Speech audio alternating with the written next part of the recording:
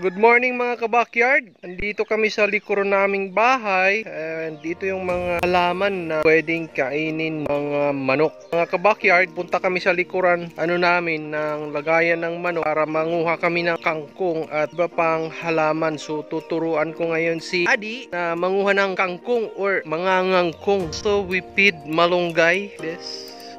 Here we have malunggay here, and we let this malunggay to grow para kain din namin sa manok. So this is the part of the backyard, although hindi na sa part ito sa lupa na rentahan namin, but we can get some kangkong, Adi, and there is a banana, and we called it pakol, yung saging na ang laman ng bunga niya may puro buto. Papakain din kami niyan para kasi kumakain din yung chicken namin yan. Adi now is starting getting kangkong. Right here also mayroong grass dito na pinapakain namin siya. Noon sa bundok namin tinatawag namin itong sako-sako, pero di ko alam kung ano pangalan nito. So kumakain yung manok namin. So here we have kamuti tops, gabi, kangkong, kami pang gabi dyan sa unahan. So ito yung nasa likuran namin na pwede namin pagkunan na pwede namin ipakain sa tib chicken namin. So na si Adi. Hi Adi. She's getting kangkong. Okay. So si Adi ang bata sa kangkungan. Tapos na kami kumuha ng kangkong, yung morning adventure namin. Hinahan, ikakat na namin yung kangkong na yan para ipakain namin sa aming alaga manok. Good morning mga kabakyard. Dito na pinawisan kami ng marami kasi nangangangkong kami or pumunta kami sa kangkungan. So yan na yung kangkong namin at marami pa doon. Yeah, there. So balik na kami doon sa bahay namin. Diyan lang sa harapan. Ikakat na namin yung kangkong namin. So dito guys, napakaraming kangkong ang tataba. So hindi siya nakukuha. So meron pang mga gabi dyan. Marami pang ibang damo-damo na pwede namin kunin at pakain sa manok. Para yung manok maging healthy at pagkakainin namin yung manok, healthy din yung manok. She now is in her training to cut kangkong. Is it difficult, Di? Kind of. But you can do it. Chop it very para kakain lahat sa chicken and sa chicken. Okay? Are you happy with that? The way we train together, Adi and me, to how to take care of native chicken. And Eli is there playing the food of the chicken, hoping that we could really learn this kasi we are starting this.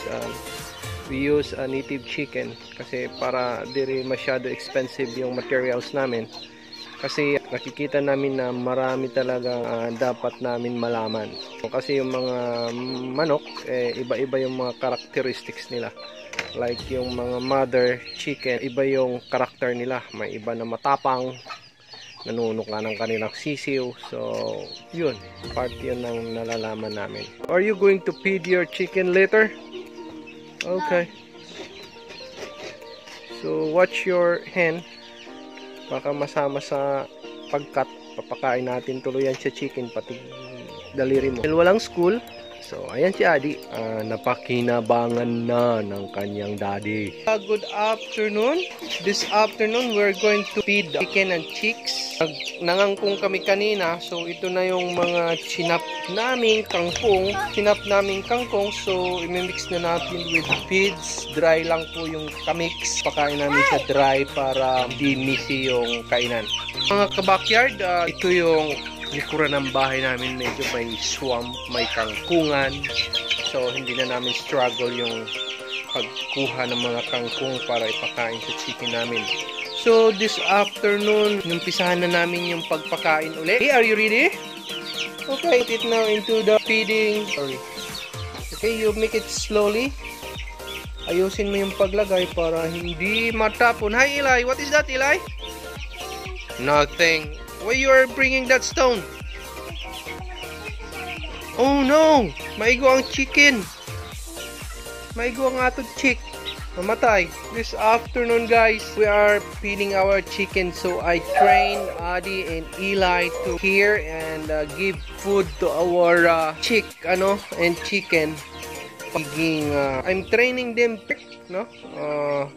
lighting chicken para magiging ugali nila yung magtatrabaho, no? So para magiging batang masipag. So may kasabihan yan, ang batang masipag paglaki pagod. Sabi ko mga ka-backyard, isa ako dyan sa batang masipag noon, kaya ngayon masasabi ko ako ay lumaki pagod. Mga ka-backyard, yung chicken namin, they are eating pigs with kangkong. Yesterday we feed also with malunggay and the pigs. And right now we have also yung pinagkainan naming watermelon, yung natira, binigay namin sa kanila and naubos na. Tingnan mo mga backyard, ubos. Tinuka nila ng tinuka. Yan mga ka-backyard, nagawa namin to kasi tinuturuan ko silang magtrabaho ng maaga. So isang bagay, tinuturuan ko rin sila ng mag-raise ng native chicken para hopefully paglaki nila, no, magiging ano na inihiram, poultry raiser, no, pwedeng raiser here in Tacloban. And maybe this venture will grow. We can serve native chicken or a healthy native chicken for our hometown or for our city or sa mga taga Tacloban. Look at this, we have plenty of chicks here. Hopefully also we are trying to learn, no, because growing native chicken is not really easy. It's kind of a difficult one because chicken has or have a different characteristics. May mga okay, very good. Hihirapan ako ngayon kasi mayroong inahin na tinutuka niya yung ibang chick, no? Mayroon namang ibang inahin na napaka-friendly or sila mag-alaga ng sisiw. Like this, no? Like this hen. Nilagyan ko siya ng 12 pieces na sisiw kasi magaling siyang mag-alaga. Okay? So native chicken siya. And right now, mga ka-backyard, halos na ubos na limlim namin na manok, isa na lang. Siya na lang po, no? So tapos may dalawa pa kaming nangingitlog. Yan. So mga ka-backyard, please subscribe to our channel, hit that post notification bell, and please like too.